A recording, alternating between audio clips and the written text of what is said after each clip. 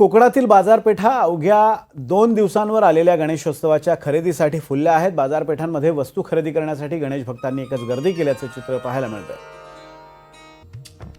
खोपोलीतली ही दृश्य आपण पाहतोय। बाप्पाच्या आगमनाची तयारी आता अंतिम टप्प्यात आलेली आहे। बाजारपेठा फुललेल्या आहेत।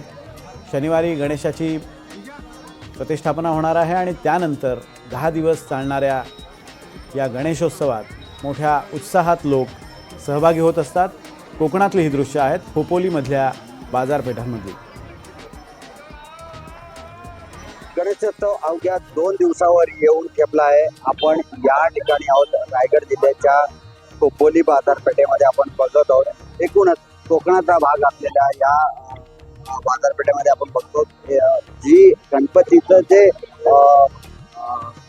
डेकोरेशनचं जे सामान आहे त्या डेकोरेशनचं सामान इथं जागोजागी दुकानामध्ये लागलेलं आहे। मोठ्या प्रमाणात गणेशोत्सव व त्याच्या डेकोरेशनच्या संदर्भात ज्या काही वस्तू आहेत, मग ते शोच्या वस्तू असो, हार असो, फुल असो, इलेक्ट्रिकलच्या माळा असो व लाईट्स असो, या सगळ्या डेकोरेशनच्या वस्तूंनी आता सध्या बाजारपेठ कोकणातली प्रत्येक बाजारपेठ ही गणपतीच्या डेकोरेशनच्या वस्तूंनी भरलेली आपल्याला पाहायला मिळत आहे। या ठिकाणी बाजारपेठेमध्ये आपण बघतोय वेगवेगळे बॅनर ही कमानी बॅनर ही लागलेले आहेत। अनेक राजकीय पक्षांकडून हे बॅनर लावले गेलेले आहेत। गणेशोत्सवा संदर्भात जे नागरिकांना शुभेच्छा देण्याचे बॅनर आपण इथं वेगवेगळ्या नागरिकांचे बघू शकतो व इथं बाजारपेठेमध्ये एकूणच जे उत्साहाचं वातावरण आहे की ज्याप्रमाणे गणेश भक्त असो व इतर नागरिक असो, ज्या प्रमाणात मोठ्या प्रमाणात खरेदीला आपण पाहत आहोत। रस्त्यावरती एवढ्या मोठ्या प्रमाणात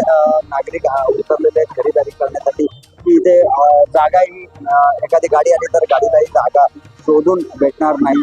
याप्रमाणे इथे गणेशोत्सवाच्या दरम्यान या खोपोलीची बाजारपेठ एकूणच भरलेली आपल्याला दिसत आहे व गणेशोत्सवाचा जो आनंद आहे की 2 दिवसामध्ये कोकणातल्या घराघरात मोठ्या प्रमाणात साजरा केला जाणारा जो उत्सव आहे हा अक्षरशः 2 दिवसावर येऊन ठेपलेला आहे व नागरिकांमध्ये त्याचा उत्साह मोठ्या प्रमाणात जाणवत आहे। NDTV मराठीसाठी महबूब जमादार, रायगड।